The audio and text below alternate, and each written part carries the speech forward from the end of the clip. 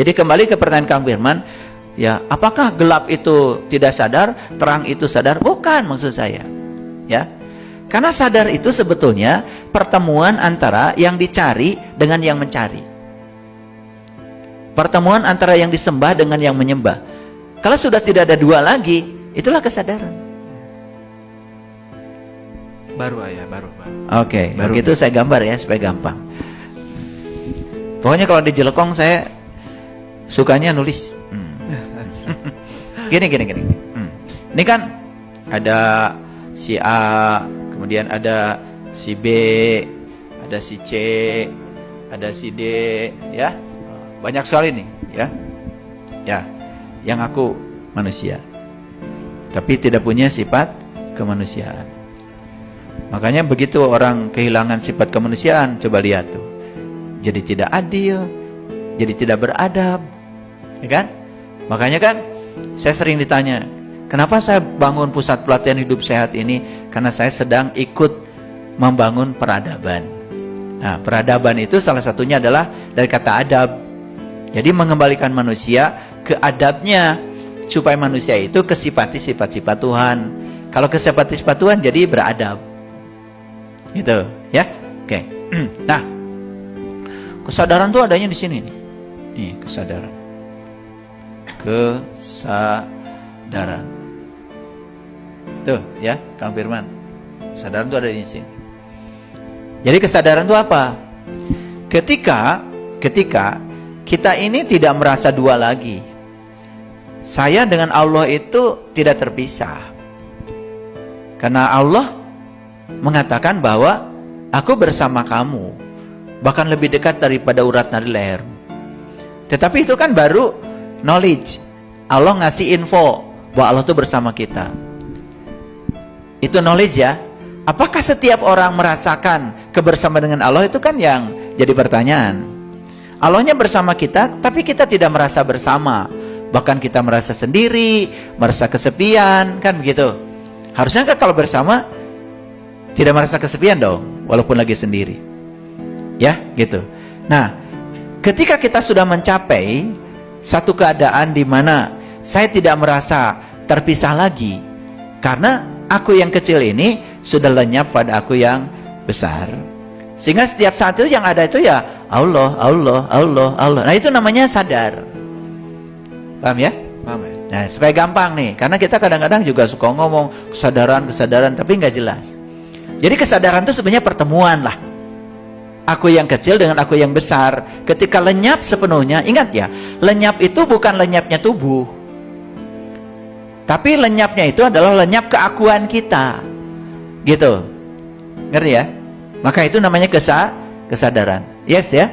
Jadi kesadaran itu, setuju nggak kalau saya sebut itu adalah pertemuan sebetulnya? Setuju ya? Oke, saya tulis. Jadi kesadaran itu sebetulnya adalah pertemuan.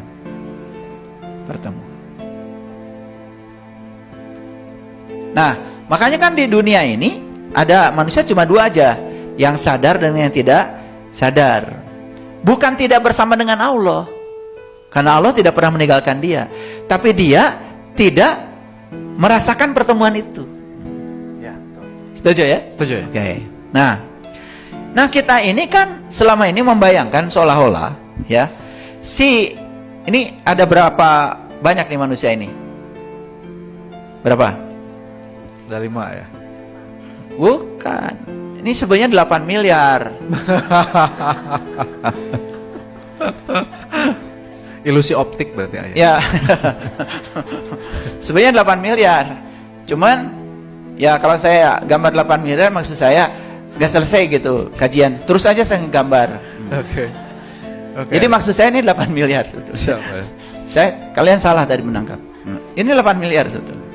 Nah, dulu kita menganggap seolah-olah jalan menuju kesadaran itu ya cuma satu aja. Cuma satu. Ini jalan, satu-satunya jalan. Jadi dianggap ini satu-satunya jalan. Itu. Dulu kita menganggap begitu. Seolah-olah jalan menuju kesadaran itu cuman ada satu pola aja. Satu pola. Gitu. Nah ternyata jalan menuju kesadaran itu ada 8 miliar jalan. Oh, oke. Jadi pandangan ini tuh nggak salah sih, cuman keliru. Maka saya coret. Jadi sebetulnya di sini tuh ada 8 miliar jalan. Jadi sebenarnya setiap kita nih yang datang ke dunia ini, ya, kalau mau menjalani menjalani hidup, ya, sebagaimana adanya, tidak ada penolakan terhadap apapun, terutama menolak yang tidak disuka. Itu jalan. Dan puncaknya kita akan menemukan kesadaran itu. Ya, makanya Allah kan kasih pesan di Al-Baqarah, ya. Saya selalu tidak lupa menyebut ini, ya. Al-Baqarah 216. Ya, kan Allah selalu berulang-ulang mengatakan, boleh jadi kamu tidak suka sesuatu, padahal itu amat baik bagi kamu. Kenapa Allah perlu bicara itu?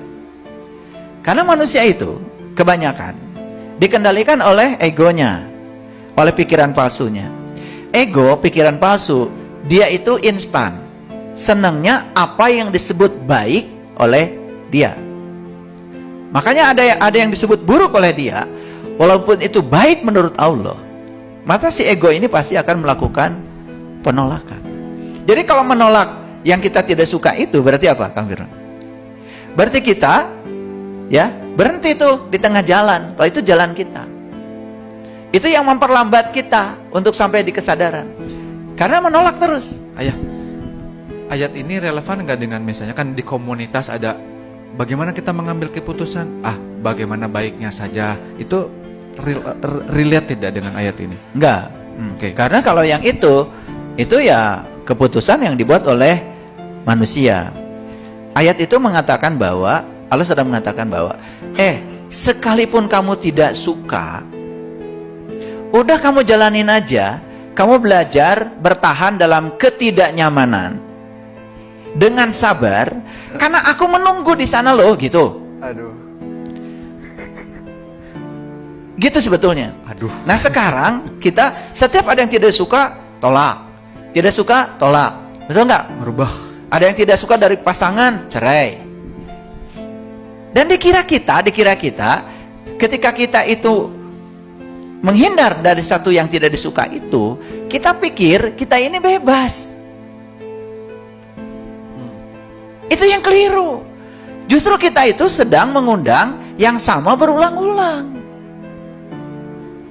Cuman pandangan si ego itu, ya, berbeda dengan pandangan Allah. Justru Allah itu, udah kamu hadapi aja, aku nunggu loh di sana, gitu. Itu kata Allah itu. Nah, perjalanan kita tuh jadi kenapa panjang mau menuju kesadaran akibat dari kita sendiri banyak istirahat. Berarti yang hijrah yang tadi mah bisa jadi hijrah dari apa yang tidak disukai ke hijrah yang disukai, sama aja bohong atau itu mah ya? Ya, bukan itu bukan hijrah. Itu hijrahnya ego. Oke. Itu namanya menendang, kemudian mencengkram. Karena ego begitu dapat yang disukai juga susah. Karena jadi menendang. Coba ego gini ya. Ego nih. Pasangan kurang baik lah. Kalau disebut kurang ajar tuh nggak enak. Kurang belajar. Kurang belajar daripada kurang ajar. Kurang baik. Kan itu tidak disukai, Kang Firman. Ya. Disukai. Pasti ditendang kan? Nah, sekarang yang sebaliknya. Susah nggak yang tadi? Waktu ditendang susah nggak? Susah, menimbulkan penderitaan. Karena dia akan berulang-ulang mengalami itu. Makanya ada, mohon maaf ya, ada yang mencoba berulang-ulang ganti pasangan, ternyata gitu-gitu juga. Ya, nah nanti kesadaran belum nyampe ke sana. Nah sekarang pasangan ini baik banget. Kebalikannya? Baik banget. Mencengkram nggak?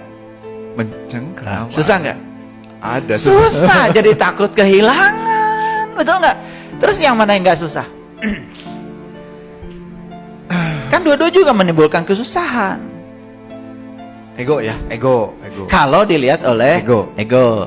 Tapi kalau dilihat oleh si kesadaran, makanya begitu seseorang sampai di si kesadaran itu, yang dilakukan itu tidak berbasis surga, tidak berbasis neraka. Dia karena memang memasuki sifat alaminya dia. Karena dia kalau melakukan kebaikan itu yang alami, dia happy, dia senang, dia puas gitu loh. Iya, iya, iya.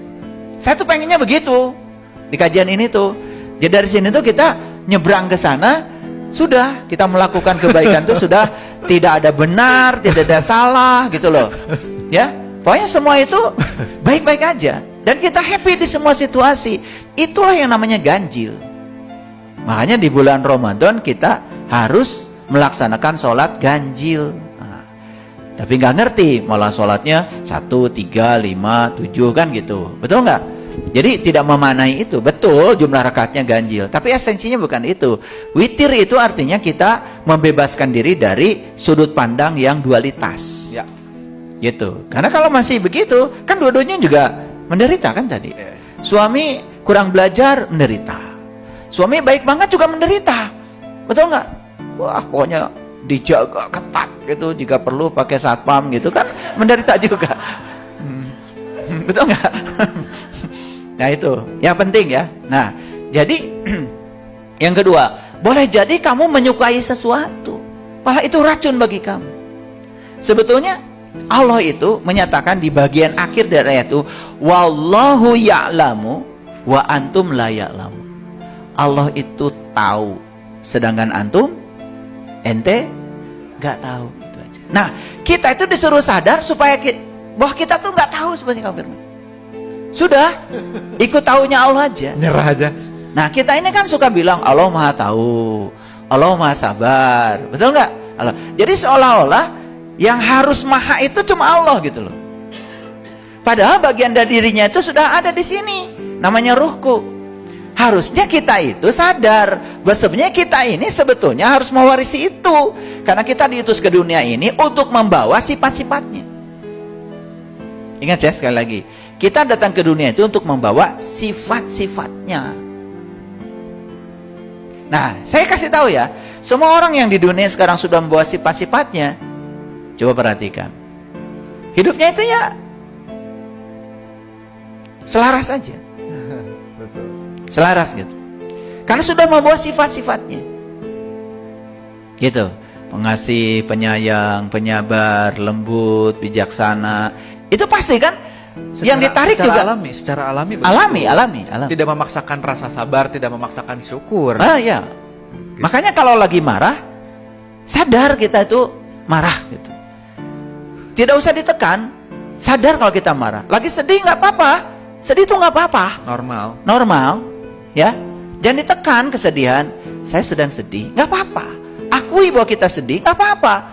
Itu sebetulnya ketika kita sedang merasakan perasaan-perasaan itu udah mulai sadar itu. Daripada dikasih topeng, berpura-pura lagi. Nah, jadi ada berapa jalan ke sana tuh? 8 miliar. 8 miliar. Ada nggak yang lewat jalan penderitaan? Ada lewat jalan ini. Nggak apa-apa. Dia juga nanti kalau suatu saat bisa menangkap pesannya, dia akan sampai juga ke sini. Ada nggak yang sibuk terus, sibuk cari uang, sibuk ini, sibuk itu, sibuk juga menjalankan ritual agama, tetapi banyak kayak robot lah, diperbanyak rakaatnya, sebenarnya nggak ngerti sebenarnya dia tuh nyembah siapa. Jangan-jangan nyembah pikirannya sendiri. Nah, dia kemudian bisa saja menuju kesadarannya lewat suatu keadaan dalam dirinya yang namanya kehampaan. Bisa nggak? Ada nggak orang yang sibuk tapi hampa? Banyak ya. Nggak apa-apa. Itu jalan kamu buat menuju kesadaran. Oke. Nggak apa-apa. Jangan ditolak, diterima dulu. Jangan ditolak. Justru ketika dia sadar mengalami kehampaan, kan di situ dia mulai ada apa nih dengan aku. Makanya wajiblah baca buku saya yang judulnya Ada Apa Dengan Diriku. Berarti itu langkah awal untuk pertemuan tadi. Iya, langkah awal. Kalau ditolak gimana mau ketemu? Nah, kan kebanyakan malah justru ditolak. Betul nggak? Bukan diakui. Bukan diakui.